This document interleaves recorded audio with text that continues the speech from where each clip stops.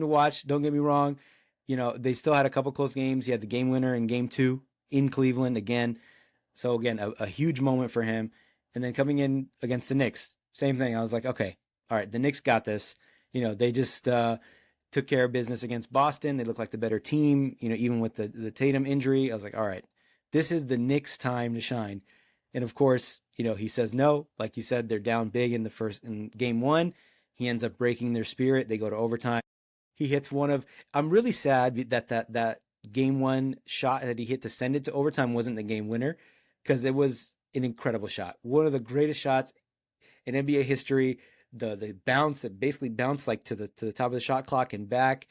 In a lot of ways, it was like the Kawhi shot against Toronto, against the Philly, I should say, that bounced around the rim and it got all dramatic. But dude, it felt like it was up there long enough for you to celebrate. I guarantee you, one of my friends, his buddy or his son is a Knicks fan, and he said my son celebrated because he thought he missed the shot in game 1. And again, he was like a toe away from making it a game winner versus just sending it to overtime. But just time after time, they had the killer instinct, and that was the difference. Even in game 1 against OKC, they had the killer instinct. They didn't have the better team, they didn't have the deeper team, but they had the killer instinct, and that's, I think, the difference, right, between the two. And that's why I think so many people